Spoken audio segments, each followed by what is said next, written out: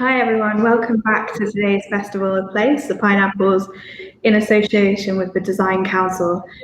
This is a unique event where we bring together developers, designers and placemakers from across the built environment to share their work as they vie to win the Golden Pineapple for Place.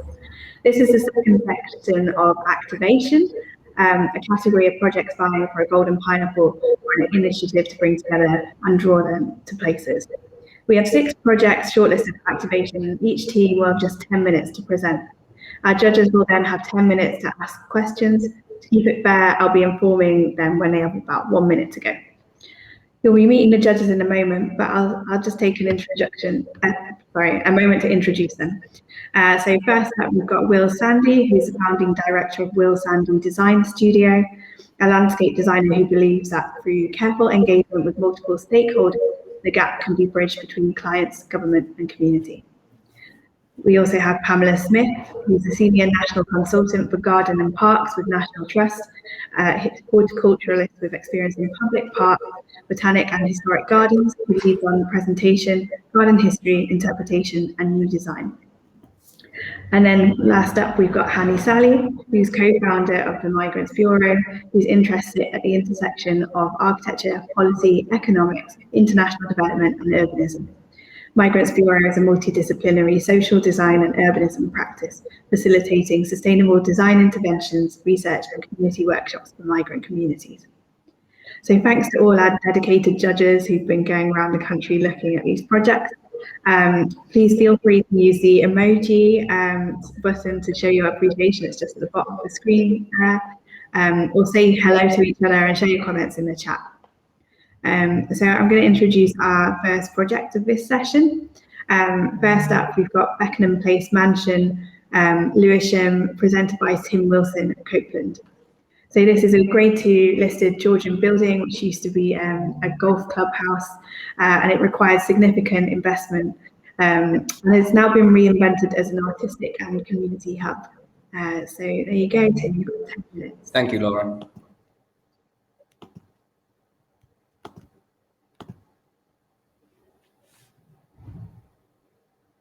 Okay, can everyone see that screen?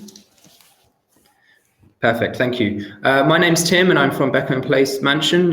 We're part of a slightly large organisation, a family organisation called Copeland, and we reimagine buildings which are neglected in South East London to turn into arts and creative centres. A bit of background on Beckenham Place, Beckenham Place Park is that it's a 248-acre park in Lewisham in South East London. It was used as a golf course for about 100 years, and actually at one point being the most popular visited golf course in Europe. But after the last 20 years or something, it's declined in use, and the council wanted to reimagine how to use the park for the community. So they were awarded about £5.9 million to re-landscape the park and also renovate a destroyed building from an arson attack about 10 years ago. However, the Grade 2 star listed mansion building didn't receive any funding as of yet. So the council needed to come up with a clever idea to safeguard the building and also to save costs on security. So after a phone call with them at one point, they suggested that I could possibly take it on. The first thought in my head was, well, maybe I could move there and live there as well. And they actually said I could do that. So at the young age of 26, I found myself living in a Georgian mansion, which was a bit of a surprise, but who knows. So myself and a few others moved in and we renovated and decorated it as we could, with no funding, no backing, nothing, to turn into an arts and creative centre. The aim was to activate the building using local arts and local groups and communities to form a community centre, essentially. So in April 2017, we were able to actually open the doors first to start a community centre. Now we have 15 artists and small businesses located there. They range from photographers to a sewing school, a vintage shop. We also have our own art bar and cafe there. And in total, there's about 45 jobs and employment opportunities for full-time or part-time equivalent within the building. But on top of that, we also host many different weekly classes, including yoga, life drawing, Pilates, children's activities and such. And now we've got to the stage where we're having regular markets every month, which might bring an extra 20 to 40 traders per week. Then moving on, with using this sort of light economic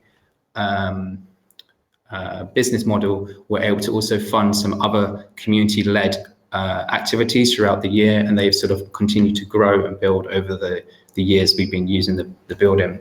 The most recent one would be for Refugee Week, where we had a market which had about 300 locals visiting, hosted by Create Without Borders, who are a organization that networks and partners with local migrant creatives to build a partnership with other locals in the area. So with that, we had cooking classes, dance workshops, singing workshops, and it was actually such a success. We will be hosting them again for Human Rights Day in December. A few other things that we touched on, or we've been doing over the last couple of years, is an annual flower show, which has about 5,000 visitors per year. We organise that with Lewisham Council in the park, and have a dog show, a flower show, art exhibition, all for free, as well as pedal-powered cinema, which we have hosted a couple of times, which is, again, free activity where about 20 keen cyclists have to keep on pedaling to keep the cinema operation, while about 400, 500 people watch the film. More cultural activities we have is Festival of Lights, which is actually installed by one of the tenants of the mansion. He does it as a bit of a community give back. Every year he seems to outdo himself, abseiling off the building to string up festoon lights. And in 2019, we had 5,000 visitors attend, which I think just sort of shows the power of where we've come from in 2016, where the park really did not have many visitors. And up until 2019, I think the research showed that actually about the number of visitors had increased by double the amount, even though the park had actually only just officially reopened after the re-landscaping project. Further events have been, yes, our jazz events and free film festival for children, which happen once a year, and that brings about 1,000 visitors, and they engage with independent cinema, and there's workshops as well. Let me just continue. So COVID-19 obviously has been an awful issue for many businesses, and the feeling of building this up for so many years, working 60-hour weeks constantly to try to achieve where we've got to, it was a bit of a devastating moment to know that overnight it all changed. We had to think on our feet really to try to make sure that the businesses that occupy the space and the community users could continue, but we also needed to try to bring in some income to stabilize ourselves and make it through with everyone still there. So our initial thoughts were to defer rental payments, and we were able to do that by keeping on some of our reserves, and then eventually found some grant funding through Here for Culture, the Arts Council, Creative Land Trust, to name a few. And that really helped us then be able to reduce any tenants' rental arrears or rent demands, be able to keep on employing our staff, and to adapt to change to COVID regulations and restrictions. Thankfully, because we were in the park as well, we were able to use the outdoor space in the summer of 2020, which was a real asset considering most other London, also UK venues couldn't use such a large outside space. So we established or set up again our summer annual food festivals and food markets every week, which would bring about 500 to 1,000 visitors with some performers and bands that play. One nice sort of success anecdote story that I have from that time was there was a little girl who was learning to play the trombone virtually with a trombone player. And they were, for the first time, they met in real life, and they performed together for the first time in front of 500 people, which I thought was very special. There's a lot of stories like that in that building, from people who join yoga classes to then get married there, to artists who might come and exhibit for that one market to then take on a space or a studio later on in time. So what's next really is that we need to really work out, the council needs to work out how the building will be reimagined once the restoration is complete. They are at the moment looking to see how they can fund it through National Lottery. But I think what we have been able to achieve is, before there was no idea of how the building could be used, but I think we've now put in a model which, if it's not us, it could be someone else, which is basically based on arts and culture, and there is a way to make a light economic use, but also provide a very strong community asset as well. As long as you've got a lot of blood, sweat and tears within you, then you can make it work. I'm not sure where my time is up, but I think that's all I really need to say. So thank you very much. Thanks, Tim. That was very well to time. You're a minute ahead of schedule. Thank you. It's a really interesting project, I think, that because it kind of shows what a kind of community of really interested people can do to the building and can change by bringing it back to life. I'm going to bring in Will first with the questions. I know Will has visited Beckenham Place himself. So. Thanks, Laura. Hi, Tim. I just wondered how you adopted or changed your approach from what you've learned at the Copeland estate in Beckenham, and obviously you've got some quite strong voices, the Bussey building and the Copeland estate, quite significant buildings, and this is equally a locally significant building there, and also how you're able to maintain, with the ever-changing kind of wave of gentrification, that accessibility and inclusivity for the existing local community as the kind of movement south, and obviously what you're doing is providing activation and driving that change with your Copeland sort of residents towards Beckenham. It'd be interesting. Sure. Well, within Beckenham, it's a much smaller site, so we don't have as many tenants there. We do have about, as I say, 15 businesses or so.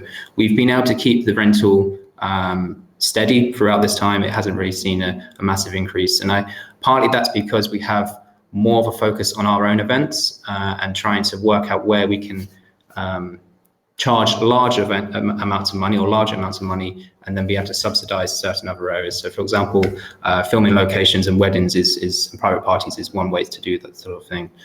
Thankfully, actually during COVID, because when we had an empty building, we did have a large filming booking that you used the building for about 5 weeks, which definitely helped us through that time.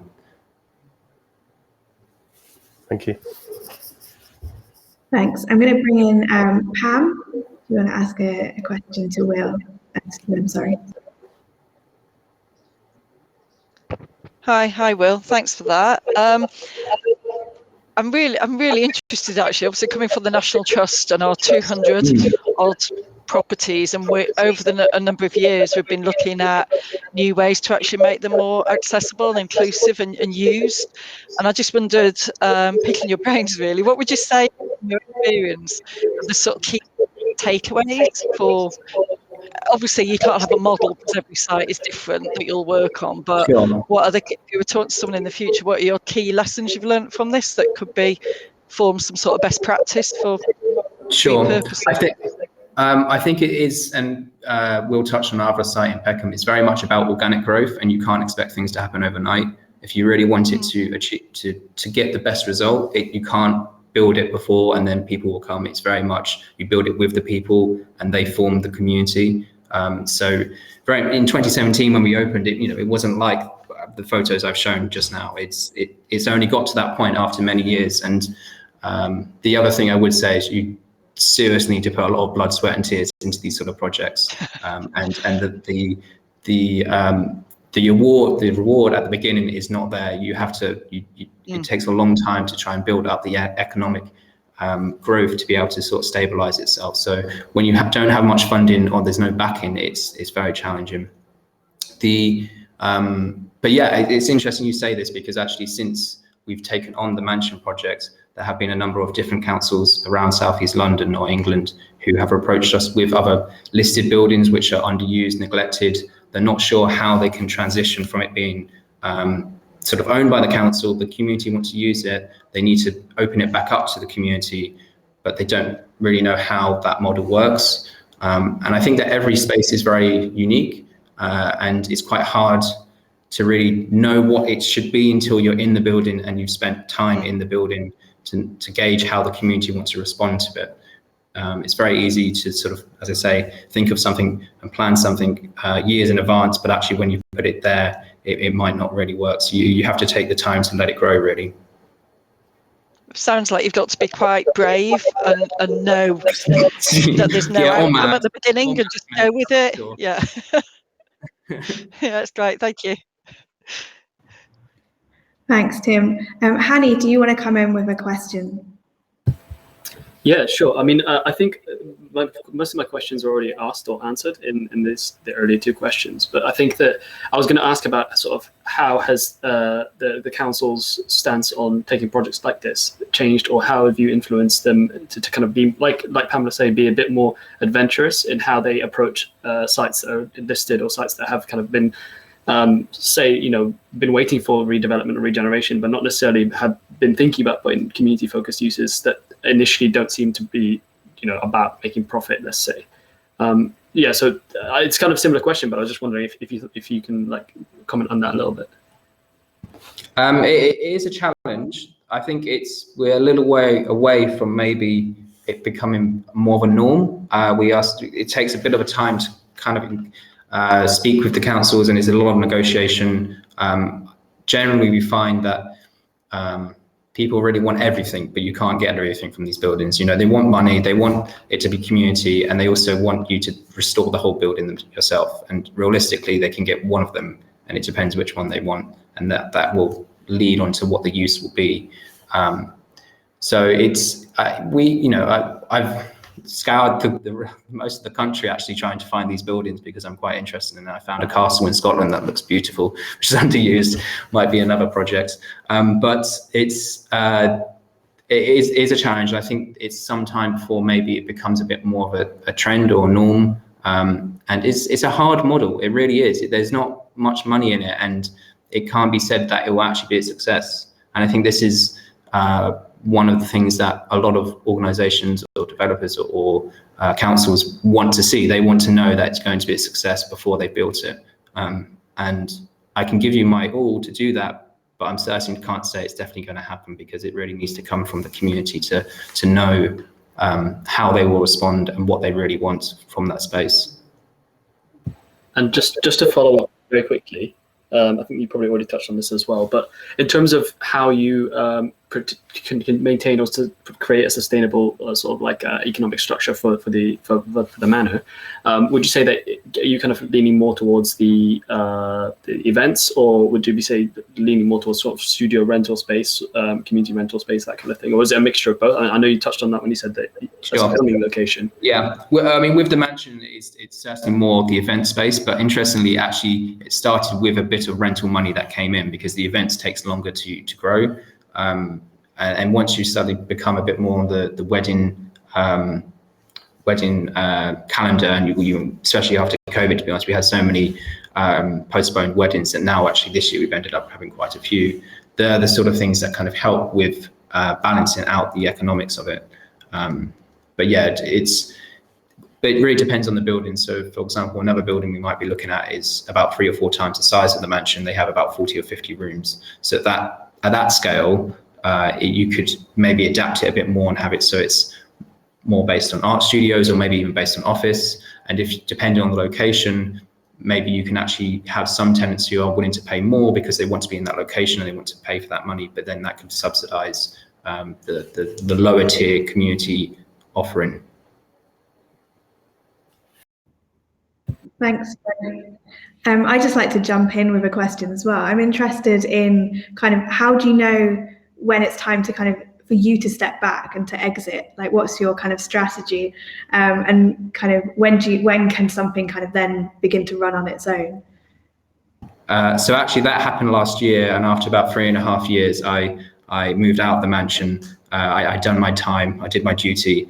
Part of the agreement is that you have to put in extra hours if you live there. So as I say, after about 60 hours a week, I felt like I spun enough plates and it was managed itself. So at the moment we have a small team. Obviously COVID has disrupted that, but we have kept people on to be able to achieve that. And at this time I'm still focused on the mansion, but I'm definitely less doing the day-to-day sort of things. And especially during this last year, it's mostly been grant writing and trying to steady the ship in those sort of ways. Great, thank you. That's all we've got time for. But that was a great presentation, Tim. Thanks for Thank you. All right. Okay. So we're going to move on to our next project. The next up, we've got the Mayfield Manchester project presented by Martyn Evans of UNI. This is a historic depot building which has been reimagined as a cultural destination with a food market, bars, cultural spaces and more. So Martyn, you've got 10 minutes to tell us about Mayfield Manchester. Thanks, Laura. Let me just share my screen.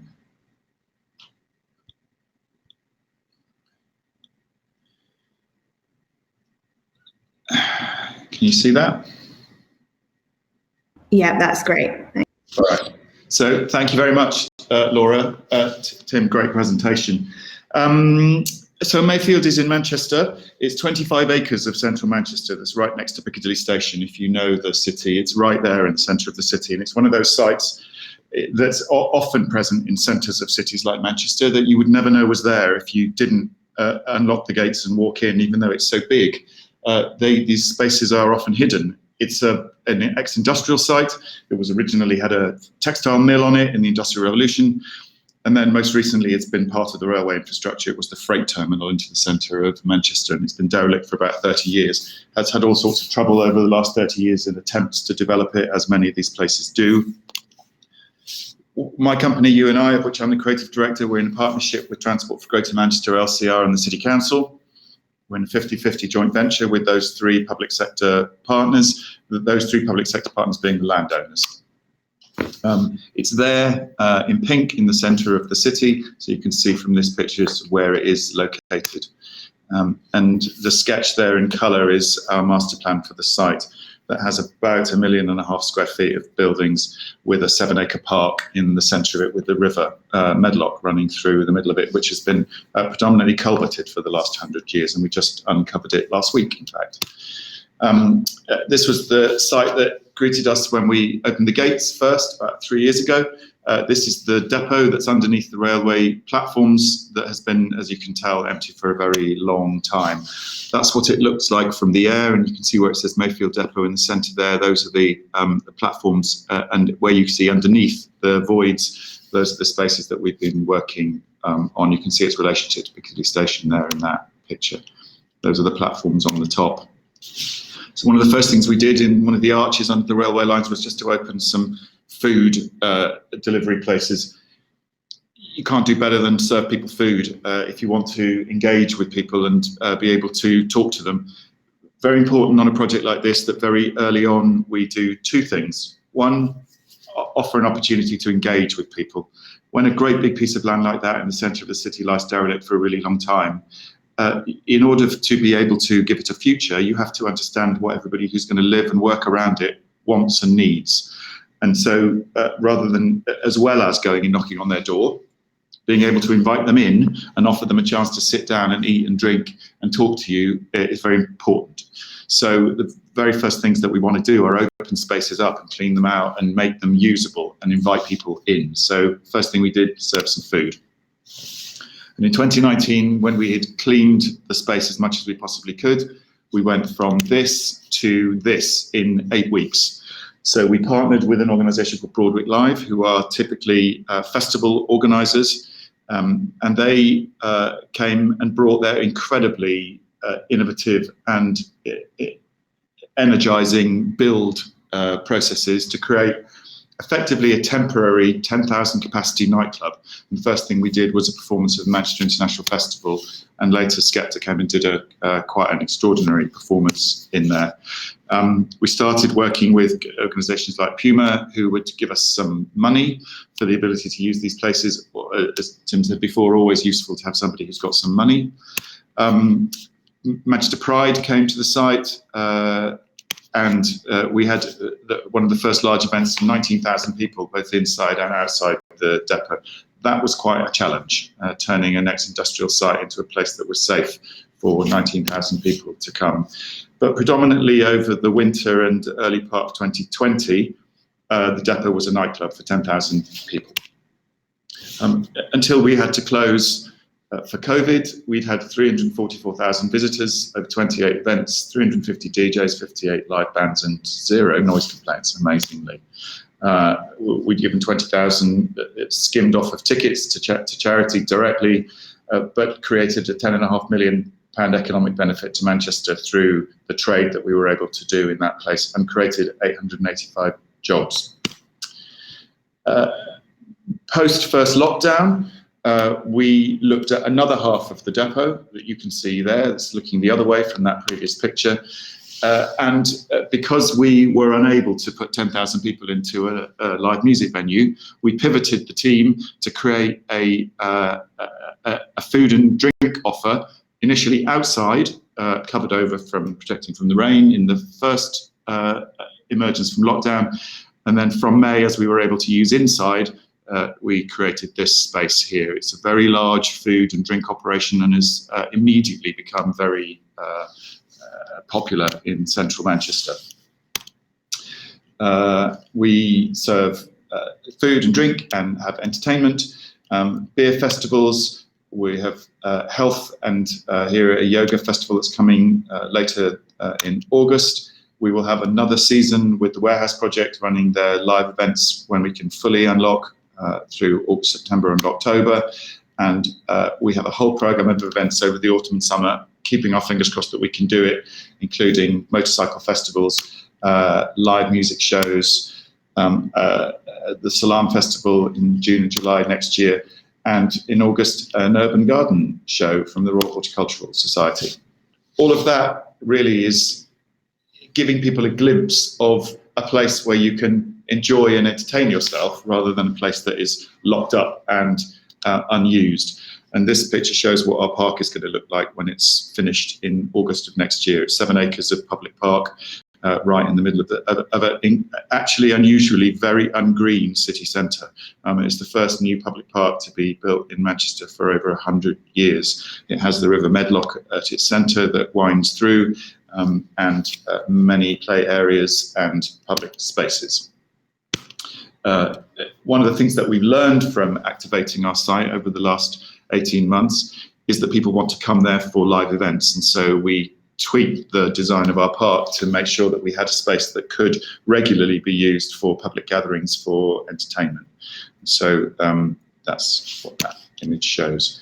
Let's say 24 acres of Manchester, over 1.5 million square feet of buildings, but at its heart, 7 acre green park with the river running through it, all of which heralded by the work that we've been able to do over the last 18 months to create from nothing, with very little money, the kind of opportunity for hundreds of thousands of people to come in the centre of the city and enjoy themselves and engage in our place. So one of the largest, effectively largest public consultation exercises we've ever done. And that's me done. Thanks, Martyn. Again, another one ahead of time. Very well-timed presentations. I think what's really interesting for me is putting these two projects together, because they're both equally kind of transformational, but at very different scales. So it's quite interesting to see. We're going to go first to Pam, who's seen this project and been to have a look around it. So Pam, do you want to ask your question to Martyn? Yeah, thanks, Martyn. Yeah, I've been I've been twice actually. One on a Saturday night, and then one at 4 o'clock on when you opened 4 o'clock on a Friday. So very different atmosphere, but it was great to experience. And I'd just like to say, actually, my daughter moved to Manchester last summer during lockdown, after living abroad for 3 years, and before I knew I was involved in this, and she sent me images of this, and I'm just quite interested that the catalyst and all the press that projects like this, and in fact another shortlisted entry, Box on the Docks, it's almost a new form of civic pride for the younger generation, in that there's a lot they notice about a city, and particularly if you've never lived there and you move there for the first time, it's the promotion of events like that actually, you know, it did feel like civic pride. Like I'd look at the town hall and the parks in Manchester, she was looking at what was going on. So that was just really interesting. I'd not thought of it in that way. That's super interesting. Yeah, but yeah, you've actually answered the question I was going to ask about, has it prompted any change in the design? And you talked about changing the park to actually accommodate. What about everything else? I mean, you mentioned there was zero noise. Are you thinking about that may zero increase? Noise, because we have at the moment very few people living near enough to be disturbed if there was any noise. I mean, the buildings are pretty solid.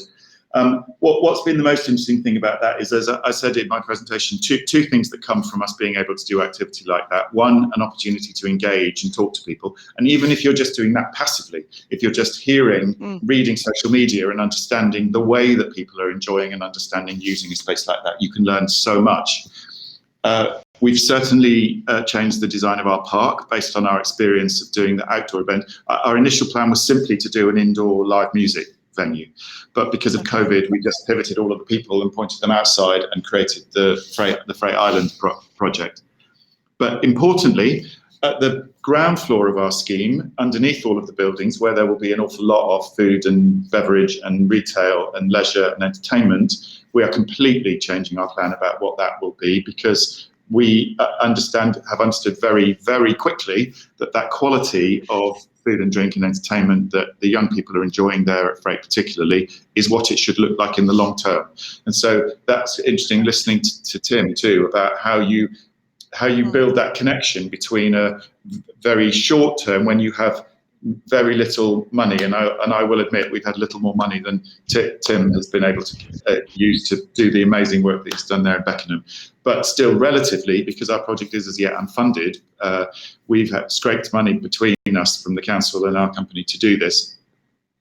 An understanding of how the long term will most definitely not be Costa Coffee and W.H. Smith's, but be something like that is significantly different than other places in a city, adding something to the mix of what's on offer in a city centre. That's been most definite. In fact, I just came back from Manchester late last night from having spent all afternoon interrupted by a presentation to these guys on another project with the team, talking about how we can seamlessly morph what they're doing there in Freight Island into our permanent long-term offer over time. So it seems like it doesn't change and it doesn't go away. It just stays all the way through. That's interesting. Thanks a lot. Enjoyed that. Thank you. Thanks. I'm going to bring in Hani now. Do you want to ask your question to Martyn? Yeah, I'll try to be quick, but I have a lot of questions, lots of thoughts about this. I just as an introduction, I did my undergraduate studies in architecture in Manchester. So I'm very familiar with the site. I'm very familiar with Manchester's scene. I'm very familiar with some of the things that you've talked about. And I think it's really interesting to see how much that energy is kind of translated into projects and into work that's gone on. I think one of the questions I was going to ask, which Pam's already touched on, which you've already answered, which is this kind of the changes to your plans going forward. But just the question to be a bit more specific about that is, events like Warehouse Project. These are kind of like industrial scale projects that work really well in the context of Manchester, because, like I said, there's a lot of space for that. How do you plan on sort of making that transition? Obviously, you're going to offer event space, but it's going to be smaller. So are you planning on trying to keep some of that connection or that transition between the two stages? So you're absolutely right. That 10,000 capacity venue that we're able to put in that space won't be a 10,000 capacity venue when the scheme is built. There will be cores of buildings that will sit above it coming down through that space. So we're going to take quite a lot of that space away.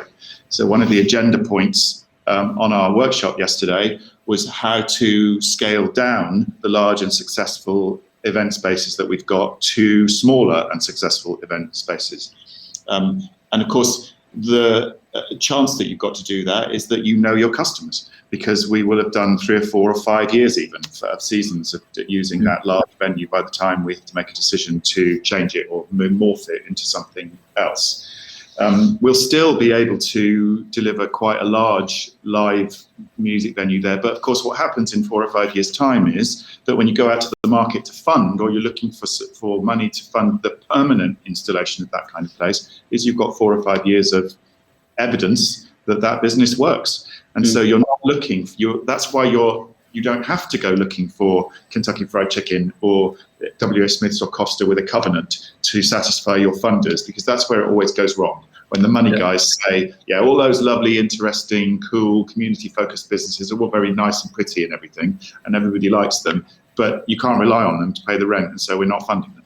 But of course, you can show a spreadsheet that shows over 5 years business at that place has gone like that and has been incredibly successful, then you can absolutely counter that preconception and deliver a place that matters. And that's what matters about this kind of early activation, is proof of business concept.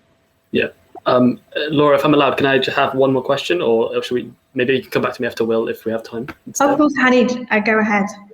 Okay, yeah, I mean, it's another question about the project itself and the scale of it. I think it's really interesting because it's so big and it tries to do so much, and it does do quite a lot of it successfully. Thinking about the impact in the local area, I mean, obviously that a lot of that site is like I said, it's quite big, but around it is also quite a lot of development that's up and coming. Are you in conversation with any of those kind of work projects going on? Because again, it'd be rather than having it as a standalone project, how has that been for you? All of them. And you would imagine that commercial property developers might be, a little competitive about that, but not any of it. In fact, yesterday morning we met the team from the very large neighbouring from ID Manchester next door. We're also in partnership with the City Council. And so the City Council is interested in everybody talking to everybody all the time for the greater good of the city and its progression. So it's just, you can't shut your doors and pull up the drawbridge and not talk to anybody. I'm a huge advocate for rubbing out the red line around property that lawyers and accountants want to draw all the time, and understand, you can't be in control of 24 acres in the centre of a city like Manchester and not understand how it can't finish at a red line, how you've got to spread out and understand all of the communities around you and how you're going to be, our site is going to be the journey for the people who live in Ardwick walking diagonally to Piccadilly Station to go to work. So how are we not supposed to talk to them and understand who they are and what they want and why they want to come and walk through my park and not go around it because they don't like it? Yeah. Thanks. Will, I'm going to bring you in for one final question to Martyn. Thanks, Laura. Hi, Martyn. I will. Yeah, I've always admired your chutzpah and, the way you kind of do these sort of super cool activations, bringing these sites back into life and to use. Doing the similar work in my career from the kind of activation side, you kind of do get the criticism that you're leaning to the future to demonstrate what the future community will be. And I've kind of playfully called it like more than craft beer and burgers. So how do you make it recognizable, relatable and reflective of the existing community so that they feel a sense of ownership and pride as you cohese with the new coming community? Two things. You have to ask them. You have to talk to them and make sure you understand them. The worst thing in the world you can do that is totally unproductive, to stick a fence up or stick a poster up that says something they don't want to read. It just doesn't work. So many things. It's about a spread of interest. So a project that I hadn't mentioned there that we're just about to start is that when we start actually digging holes to put plants in the park, we're going to start what we call a Friends of Mayfield Park. And we're going to start, and it's based on I lived in New York for a while, and based on my experience of understanding the Central Park Conservancy and how important that was as a community volunteer group of everyday people who live around the park and live in New York, plus some very rich people who provided most of the money for it. Without which it wouldn't have happened. But an understanding of how you gather a group of people together around a public park who are interested in being a part of it. And so I want to get kids growing the plants that we're going to plant in the park, understanding where the trees come from and how we're going to plant them. We might have a sort of nursery running and a flower market at the weekends, so that the local community can come and learn and get their hands dirty and imagine that they've had some part in actually making the park, rather than putting a fence around it, a sign up saying opens August 22, come back then. Cool. And just quickly, like, obviously with the edible bus stop, we always said we all eat, and it's kind of that one uniting thing. How like Tim was talking about subsidizing, how have you enabled those with less funds to see Skepta or go to these fashion shows when I imagine are they free or are they cost ticketed, or how does it work? So we did a deal with Warehouse Project and the operators that a proportion of the tickets were available free to the local community. Okay. And in fact, there were enough that we had them left over. It wasn't a lottery. Everybody who wanted a ticket got a free ticket to any of the events. I think some of one or two of the international festival events that had smaller, with huge productions with smaller numbers of seats were less able to give away free seats. But in terms of the ongoing program of thousands of people coming, we had a block of tickets and we gave them free and on a first come first served basis to local Like you had to prove that you lived in a certain postcode to be able to get one, but we didn't ever give them all away. So we knew that we had plenty. I don't know. I might say we didn't do enough promotion of it, so that I might hold my hands up on that. That might be the reason, but it certainly wasn't that we had 10 free tickets for 10,000 capacity event, and there was a scrabble among local residents to get them. Oh, cool. Yeah, sounds great. Thank you. Thank you. I think we've had some really interesting presentations. Our kind of first set of sessions really felt like it was kind of a response to COVID, whereas these last two that we've heard from Martyn and from Tim Wilson feel like it's been how a building or how a kind of site has adapted to the kind of limitations that the pandemic's put on it. So it's been really interesting to hear.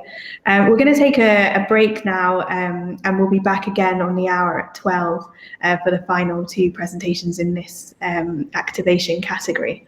So please feel free to join us again, and join a table while you're waiting in the kind of session. Thanks.